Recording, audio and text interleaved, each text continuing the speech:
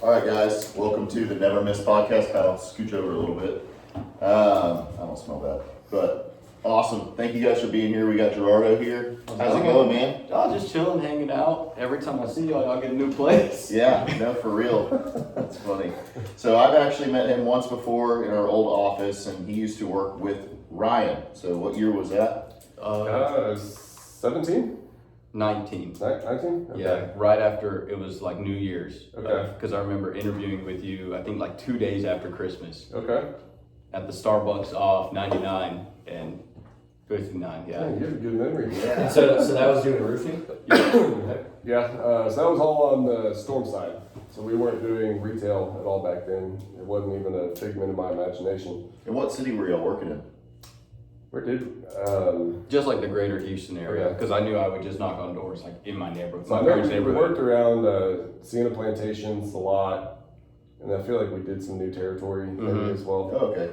That's a good knocking area. Yeah, I mean, so there wasn't really a whole lot of legit like storm stuff. So it was just like old storm, Yeah. you know. Bet you wish you had retail. Yeah, just, you know, those are always the roll of the dice whenever you're working old stuff. Yeah. There's a lot of old roofs over there in new territory, though, that's for sure. But he's our first guest on the podcast, I guess, officially. So that's awesome. We'll have another guest later this week, but I'm excited about this one. I know, Ryan, you've got some questions, and y'all have that relationship built up for the years. I think what we're going to do is basically figure out what Gerardo learned in the roofing industry, what he learned knocking on doors, and how it's become applicable in his day-to-day life and in his sales position now.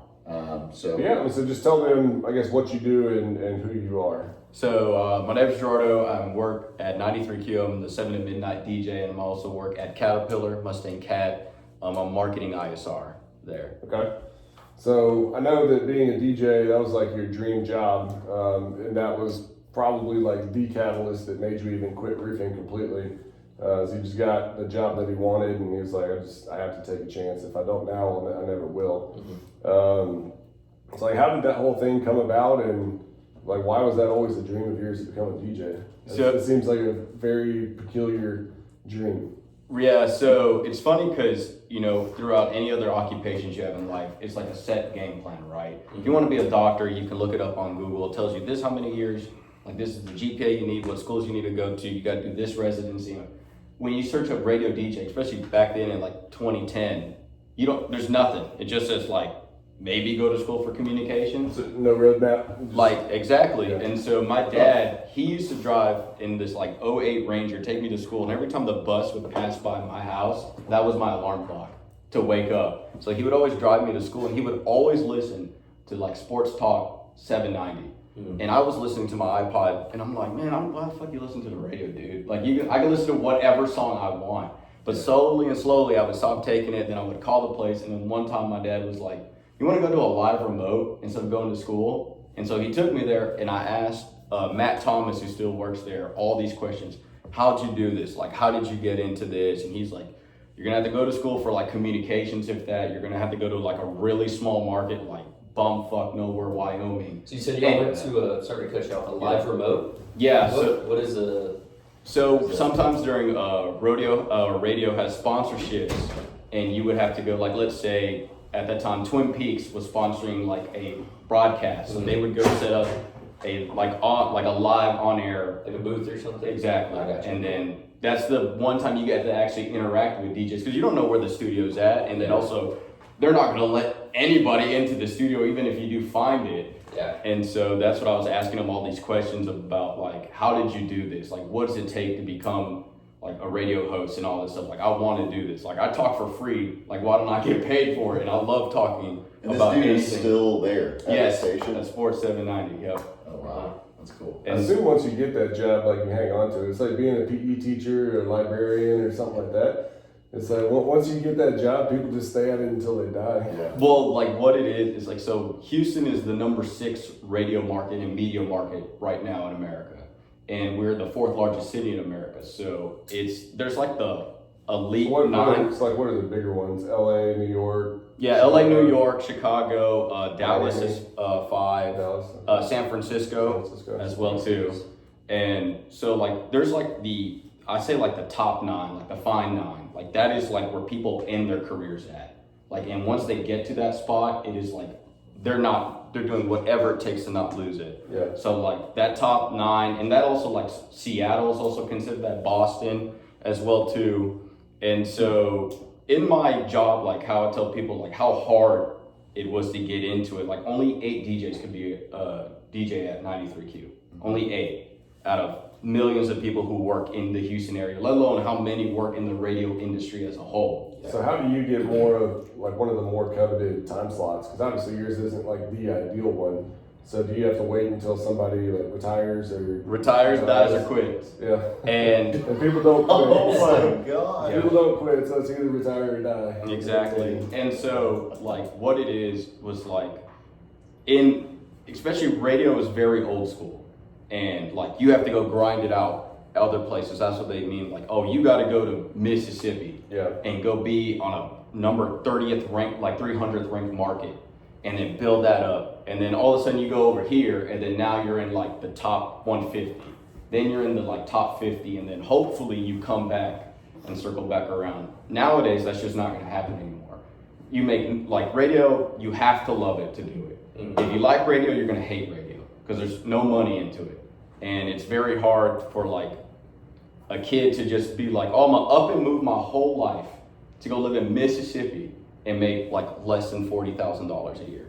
Yeah, all for something that's not like clear and cut out too. Exactly. And then like you're always in competition with all these other people all at the same time. If jobs opened up in a great market, that person's already called 100 people already, and you're like just fighting. And so what my PD, so that PD is a program director, so that would be the boss of like picking and choosing the music that's on a radio station. And he foresaw this, and he was just like, why don't I just create the talent myself? Like, why not give opportunities on like, my first shift was Sunday nights, 10 p.m. to 2 a.m. And I just did that for like 4 weeks. And then he's like, how about you just do 7 to midnight on Sunday nights? Okay, after that was Saturday and Sundays. So I'm the late night DJ. And then after that, it was just like, I'm getting the call up and it's like, hey, do you want to do Monday through Friday, 7 to midnight? And I was like, holy shit. Like, Is that just a phone call? yeah. So I So remember. what is the most coveted slot? I would assume like the drive in the morning and the drive home in the afternoon. Yeah. That's So morning radio is number 1. Like that's where you get your most deals on like sponsorships. You're gonna most listens. Like we have on average, I believe, like 1.5 million people listen per hour on a radio station. So on that, like, do you go target your sponsors, or it's like people are like, hey, this guy has X amount of listeners on a regular basis. I want to be a sponsor. So our sales staff does that. So Okay. they would have all the information about like, hey, this is how many people listen. This is the demographic. Like his 18 to 25 and women is this much. Like this is how much listen to him, and this is where he's charting in the market. And so they go and find companies or sponsorship that target that demographic to be like, okay, he wants to go promote Target.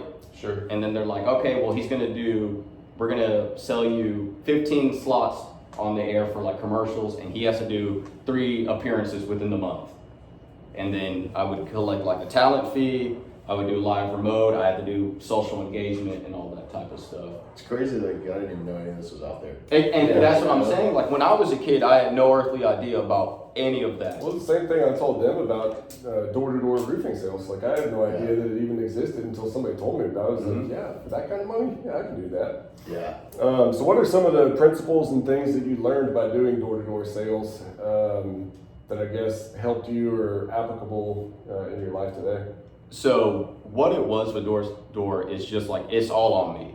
Like that's it, I ain't got nobody. Ryan can't knock on the door for me. He can, but I ain't gonna make no money. Like, and it was all about being self-sufficient and like betting on yourself. And that's what really inspired me to go back to like wanting to do radio.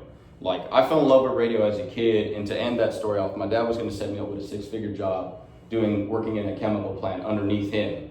And I did that for 4 years. I had to intern there after I went to community college, and it was so boring.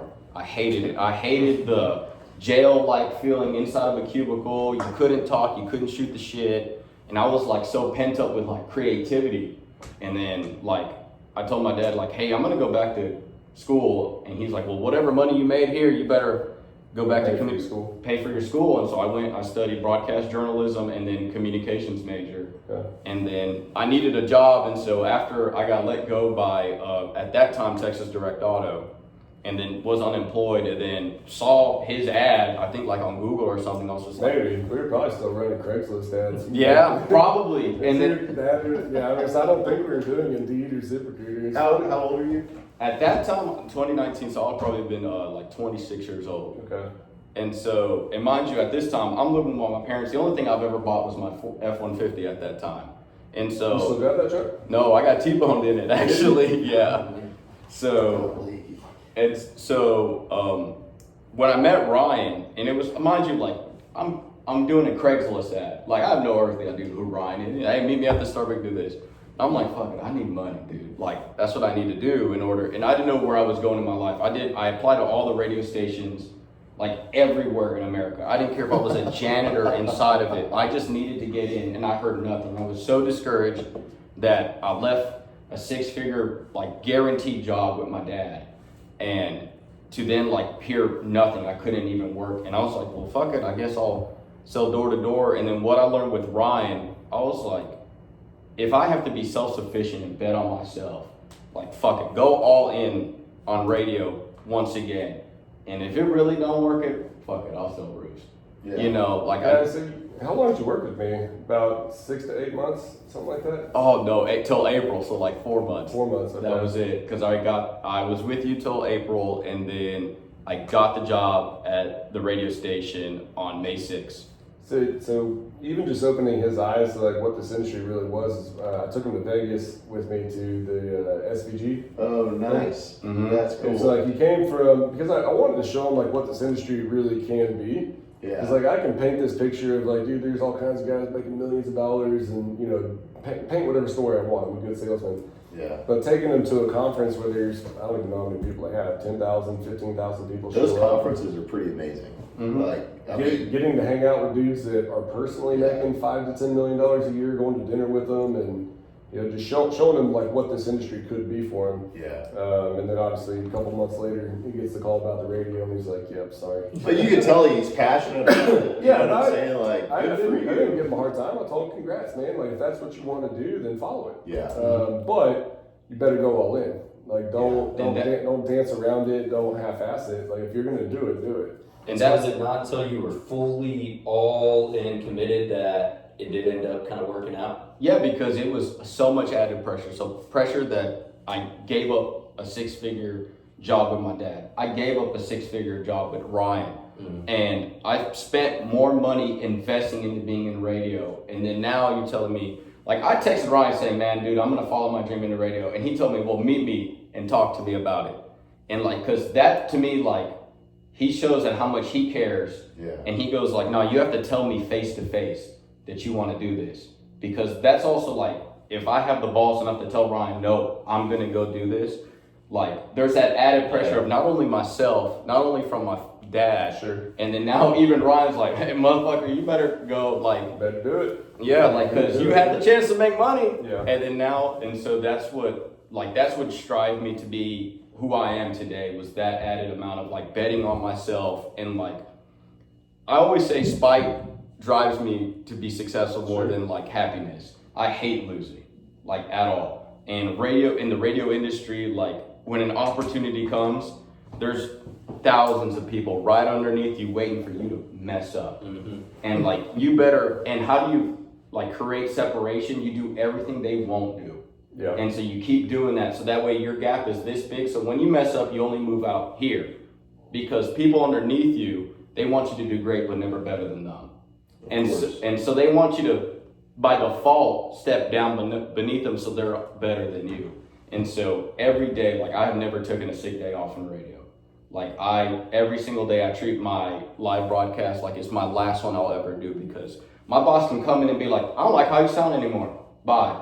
Like, that's it. And then grind. What in the world, man? Yeah. I had no idea, you know, even this So day and age, cutthroat. radio is so cutthroat. That's just, But it's funny because in country radio, it's like we're a big group of like everybody knows everybody. We have each other's back. Now, if you want to talk about radio in like top 40, rap, and any other genres, like backstabbing, conniving people. Like they'll do whatever it takes. Like, so when I would interview for other radio positions, like I've been flown out to other, like it's almost like being recruited. Yeah. Like they'll fly you out, pay for dinner, put you in a hotel room, like tour you around the city and everything. Yeah. And then like on the phone with one dude, he's like, man, you country radio people are different. I said, what do you mean by that? He's like, man, like all y'all know everybody, y'all are all close knit, y'all don't ever betray nobody. You have morals and integrity. And then he's like, dude, in top 40, man, we'll make up rumors, we'll sleep with your wife, we'll mess your whole life up so that way we can get your job. Crazy. Step on your neck to get ahead. Mm-hmm. Like hearing that, I was like, man, all right, I'm gonna stick to country music, man. I'm not Yeah. gonna. That's crazy. So I guess so going back to like the door to door, what was the hardest part for you to overcome or figure out on that? And then like even on the radio side, like what was the hardest part for you to figure out and to overcome in the beginning there? It was. I remember you knew me when I first started. How monotonous I sounded, knocking on doors. I don't. What do you mean by that? Hey, I'm Gerardo with Modern Construction Solutions. Can I get on your roof? You're just there's no inflection, no energy, Okay. which is weird because he's just naturally like I mean a dude that wants to be a radio DJ like you have to have that good demeanor, that good voice, the delivery patterns and things like that. I was like, dude, the way that you sound is like that's not who you are, and so you have to. One of the hardest things for people to learn is let your personality come out. Yeah. Mm-hmm. And then it was just also like when betting on yourself, you just got to have so much like self-reflection. You have to have a lot of self-talk with yourself and owning up who you are and you being absolutely okay with it. That's funny. Those are two things that like we talked about last week, I guess is what it was, is just that self-reflection of where, what didn't work and what am I going to do about it, and what went well and what am I going to keep doing. Exactly. Because like you always have a conversation with yourself because you're always changing as a person. Yep. And always, if something makes you feel weird, talk to yourself about like, why did it make me feel this way? Sure. And like understand like, oh, okay, I get why I'm like that. Cool. And then like you just move on. The last thing you need to do is waste time on like feelings. I guess radio is similar to door knocking in that you can constantly, improve at it. Like from one day to the next, each show or, whatever you want to call it is getting better each and every time. And but the most difficult thing about it also is like asking for help, like in that instance, and also learning how to separate that. Yes, it's your voice, and yes, it's that personal, but it's a business still. So don't take it to heart when they go, I don't like how you said that. Yeah. Don't take it as like, oh, you hate my voice. It's more like, okay, what part of what I said didn't you not like? I didn't like how you insinuated radio too long. Like I feel like you're just eating up time on the clock to talk over before you hit the song. Yeah, that's good, right? It's not personal, so don't take it personal. Exactly. It's straight up business, and you can either deal with the constructive criticism or you can't, right? Like you can take it, get your feelings hurt, and say, well, I don't like the way that you talked to me today. Or you can say, okay, well, what do I need to do differently? Exactly. And the same thing with like knocking on doors, right? The dude told you no, he ain't telling you because no. It's not Reed who he's saying no to, it's just to the service in which is being provided. Yep. And all that stuff. And that was something that like I had to learn knocking on doors, was being told no so many times by these people. And it felt like, man, do you just not like me? Yeah. And then exactly. And that's what it was. It's a mindset thing, right? Like look at baseball players. You get a hit 3 out of 10 times, and you're going to make millions of dollars, and you're probably going to make the Hall of Fame if you do it long enough. Mm-hmm. It's like in roofing, if you get a yes 1 out of 10 people, like that's pretty good. You're going to make 6 figures for sure if you can consistently keep that up. It's just training your mind to be okay with those 9 no's, or training your mind to be okay with those 7 outs. That's it. That's one of the biggest blocks that people have coming in is, no matter what they went through in life, like hearing no 9 out of 10 times, That's tough. Everybody perceives that as just negative, and it's like, dude, you're winning. Like, just keep doing it. It's a numbers game. That's why I tell you all about that book called Go for No, and it's a mind shift. A guy started tracking, instead of whatever it was, like the premise was he started tracking how many people he had to talk to, how many no's he got before he would get a yes. And so he would start to be happy whenever he got a no. He's like, yeah, one no closer to getting my yes or whatever.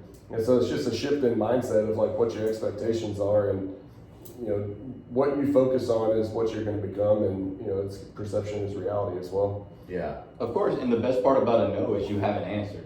Mm-hmm. Like it ain't no maybe suck. That's a fence rider. I've been Brian's over there going, I've been teaching that for years, Reed. See, I didn't just start. No, it's great. No, cool. Next door. That was one of the hardest things for me to teach Reed, is that a maybe is worse than a no. So you said the biggest thing you struggled with was learning how to overcome the no and dealing with the monotone voice. Yeah. What I struggled with was taking so many clients into my pipeline that were a maybe and thinking that was money in the bank. Oh, hell no. That's no. You gotta think, for every maybe that's in your file box, even if it's a 15-minute look or a call or a text or a stop by the house, if you're wasting 3 hours a day following up with all of your maybes, just go get some no's and yeses for 3 hours. Like, go pick up some solid deals. It's a hard thing to overcome, but I mean, it is true. And I didn't just start teaching that 2 years ago, Reed. Those Maybe's babies sting, man. Yeah. Dude, and fence riders suck, dude. And Ryan, I know that about him. Like, tell me that answer, dude. Like, just, I don't want this maybe. I don't want this, like, I'll think about it. Like, no, you can think about it right now. Yep. Like, and it's the same thing about anything in life that I have. Sure. Like, if I'm asking, like, if I was going to get a sponsor, I will maybe sponsor you. What's the maybe about? Right. Yeah. Like, you're wasting my time. Like, my time has value to it. Even in our sales pitch now, we tell our customers is at the end of this, I'm going to ask you to make a decision today. That answer can be yes or no, but I am going to ask you to make a firm decision today. Yeah, you can ask me to leave, you can tell me yes, you can tell me no, but we're going to come to a definitive decision no matter what. Yeah. It applies whether it's door knocking, sales, or anything. That applies in so many areas of life. Oh yeah, because like you also get to understand a person's like conviction and mindset, right? Yeah. Because if they're a maybe person, they're wasting your time. Yeah. And time is the only thing in life that you can ever get back. It's the only thing you're indebted to the moment you're born. Yeah. You will never make more time up. And so why are you wasting time on fence rider people, on people who waste their own time? Mm-hmm. People who waste their own time is going to waste your own time. I feel like that mindset's also helped me make quicker decisions and realize that, dude, just make the decision. Whether you're right or wrong, you're going to figure it out. Yeah. Like, quit wasting your time trying to make sure it's the right thing. How many times have I told you, like, I don't come up with plan Bs. I go with my plan A, and if plan A doesn't work it out, then I'll figure it out. We'll figure that out. If once I realize plan A isn't going to work, then I'll come up with a plan B. Yeah. I'm not going to sit here and think of, my plan A, B, C, D, E, to where I can, I guess change or, call an audible, right? Yeah. Like, why think about every scenario? Just make a decision and stick with it. And then if it doesn't work, change it. But, Dude, like yesterday, so we were at the ranch and I was, so what we did is we loaded our Polaris Ranger, we loaded up with corn, drove it onto the trailer one day, put way too much corn in the buggy, snapped the ramps, okay? Mm-hmm. And so we've been trying to get crafty with how we're loading up the buggy because we haven't bought new ramps yet. And so we used cinder blocks one time. Well, yesterday we didn't have anything but like a couple of one wooden pallet. And I just pick it up, I carry it over to the trailer, and Kyle goes, "It's gonna break." And I'm like, "I'll figure it the fuck out." So I just send it up the trailer, and we get up there, pallet's cracking the whole way up and everything. But I look at Kyle and he goes, "You were right." And it's just that mentality of, whatever, just do it and you'll figure it out as you go. That's funny. So my last question is, what's something that you wish you had known coming into the roofing industry? So like, if you could talk to you 5 years ago or whatever, what's some advice that you would give yourself? And then same thing about the radio industry as well. Know who you are. Like, I think I knew who I was getting into radio because of you, especially in the roofing industry, but like I didn't know who I was when I got into that. Like, I just looked at it as like, dude, I just need a job. Like, I don't know what this entails, I'll just do what he says. Like, you know what I mean? But like, I was in a spot in my life, one, I had too much safety nets. I was living with my parents, had no bills to pay. I was only paying like insurance on my truck and gas, that's it. And so that was too much of a safety net for me at even, like, I was I may have been 26, but I was like 18 years old, mindset wise. So I told Reed that exact same thing this morning. I was like, he's a good guy. I said, man, whenever I met him, you would have thought he was like 18 years old, even though he's mid-20s. Yeah. Like, and like even to this day, I may be 30 years old, but I'm like 23. Like, I'm just all I do is try to be a meme all day, every day of my life. Like, Yeah, just, but like even like maturity wise and like how serious you take life, like you're way different now. oh yeah. Than being a 26-year-old that lives at home, pays no bills, and like mom still does everything for you. Yeah, it was too safe for me. Like I needed to be in an environment in which like I need to go like put food on my table. Yeah, you have to be held accountable. And you picked the best one to like, you went balls to the wall, door knocking. Commission only door-to-door sales. Like you didn't ease into it, man. You jumped right in. Oh yeah, and I'm so grateful that I ran into Ryan, especially Ryan had any opportunity to like screw my life over and make me hate. Fuck roofs, dude. But he was able to see like, okay, he may be young and dumb, but at least I'm gonna show him all this stuff. You know, I have no problem using my resources to show them like. And he always talks about being a better man. Like that's what his big goal is. It isn't about making more money in roofing. It's just making better men in life. Mm-hmm. And that was like the big thing I took away is like, if I get out of under Ryan's wing, like I better come back a man. Mm-hmm. Yeah. Yeah, I mean, my son, he'll be 7 in, 4 months. And I'll probably have him knocking doors around like age 10. Just, man, I feel like it develops your character. Oh, yeah. It teaches you a hell of a lot about yourself. Mm-hmm. You're just alone with your thoughts out there all the time. It's hard, man. People can handle that. Almost like a marathon runner or like an ultra marathon runner where it's like you and you know, just talking to yourself for hours on end. You know, and dealing with the pain and the struggle and the no's and the rejection and still trying to stay positive, and I mean, it'll definitely teach you about yourself. Oh yeah, sure. It's looking back, did you like it, or were you like, nah, fuck this? Like, I mean, like I think like if I had my mentality today, like if radio was like, hey, you're banned from radio, and then like if Mustang Cat was just like, all right, like you're done, I'd be like, well, I guess I'm gonna knock roofs then. Yeah. Like easily, like that's no I problem. mean, it's like if I had to start all over, I mean, I could go back to doing straight door-to-door sales again. I mean, obviously, I haven't really had to do it in like 7 or 8 years, but I mean, shit hits the fan and you don't really have a choice. I know I still have it in me. Yeah, you know that you possess this skill. You can go make a few $100,000 a year. Like, nice and easy. It is what it is. That's one of the cool things that like also gives you the confidence to make decisions based on your heart, or you know, make decisions based on like your morals and integrity. You know, Reed and I just recently made a decision that wasn't based on money. It was about, you know, what we believe in and where we stand with our integrity and stuff like that. And it was nice to be able to make that decision and not worry about walking away from multiple 6 figures a year. Yeah, no, look, you'll make more money in life. Yep. You won't make more time. That's going back to that, you know, and stuff like that. I'll make more money. Like that's why I didn't really care about radio, making nothing. Sure. Like, and the big decision why like I went to go to Mustang Cat, even talking to y'all, was the fact that when I got my tax return last year, I made $12,000 in 1 year. That's it. That's not one single bill. But like seeing that, I was like, man, like I need to step up. Like It's like I need to either be a DJ or like I got to go get a job. And then when I talked to you over the phone, literally that same week, I got the phone call to move to Monday to Friday. And I was like, well, I guess I ain't selling roofs though. No. Yeah, you told me that. I remember it's like, that's God telling you, it's like, yeah, that was a season of your life, but that's not going to be your life. Yeah. I have other plans. I forgot about that. And then that was crazy to me because I was like, I can sell roofs Monday to Friday, and I could be a DJ on the weekend. That's fine by me. If that's what my life entails, great. Yeah, I mean, it's $12,000. That's a hobby. No, no offense. It is. You go on Saturday and Sunday making $12,000. That's a hobby. So go get a job for the week time and then go do your hobby on the weekends.